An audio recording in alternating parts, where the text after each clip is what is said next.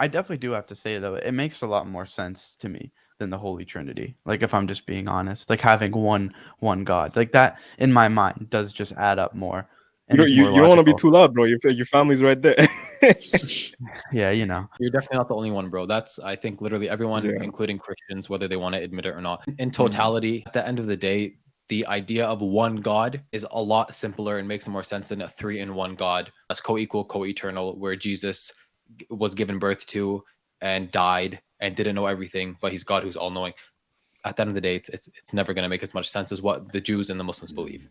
Yeah, and there's a lot of people out there that will try to give metaphors as to how the Trinity is correct and how it works, but these are just metaphors. But then when you actually take the real thing, the actual Trinity, and you apply it logically, like remember, God gave us intellect.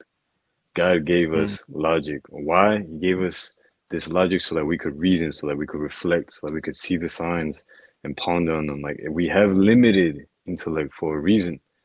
Because if it was unlimited, then we would be at the same level that God is, and there'd be no point at this point, right? But Mm. if I mean, again, you're thinking to yourself, and it's like, oh, this doesn't make sense.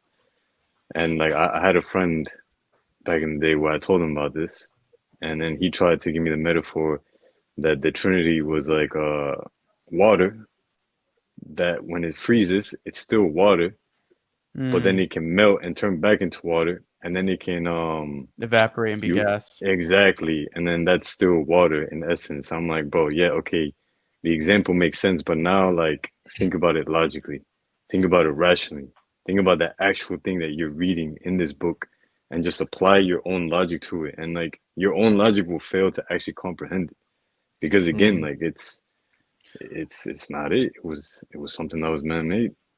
Another thing though is like, is God meant to be like fully understood? You know what I mean? Because there's so much like, even with time, like technically time goes back infinitely and goes forward infinitely. Like we don't even know Right. what we don't even know what time is, and that's what we go by. Like that's the most important metric of Mm. life. You know what I mean? So if Yeah. you think of Mhm. something like that, it's like, are you really meant to fully understand God? So it's like I almost understand Christians too, because it's like it's such a complex topic that there's already so much, and not like missing pieces, but like mystery in a sense to it, Yeah. where it's like believing something like the Trinity is like it's understandable, but I would agree that like one God makes more sense in my mind. You know what I'm saying? Yeah. Yeah. It's understandable, but it's not acceptable. And I'll be the one to say that just because I was in it myself, I've experienced it myself. And again, you use your own logic, the you will come to the answer like, no, this is not it. And it goes Mm. back to what Rami had said, like we can deduce certain things and come to a point where we can say, oh, well, this is something of God. This is what God might be. Or no, we don't even know what God is, but look, there's something where you, me, and everything else in this world comes from.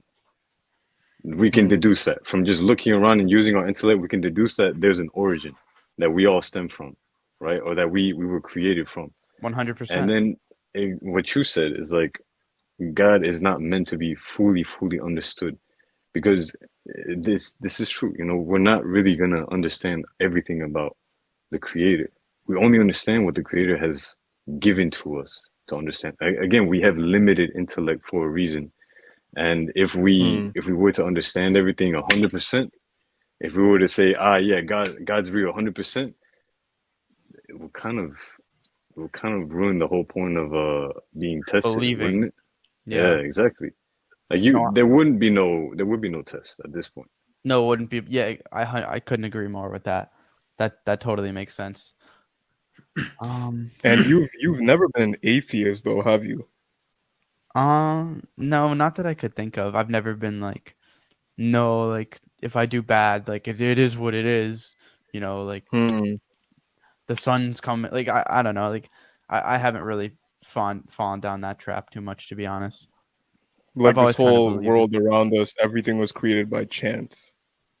Yeah, I don't believe that at all, to be honest. Like, and it kind of always goes back to the time thing for me. Like the biggest thing that hit for me when I went to Catholic school in high school was like the first movement. like what made the first movement, you know? Like what happened first? And when you really think about that, it's kind of impossible. I feel like it seems almost like an impossible scenario for there to be no God.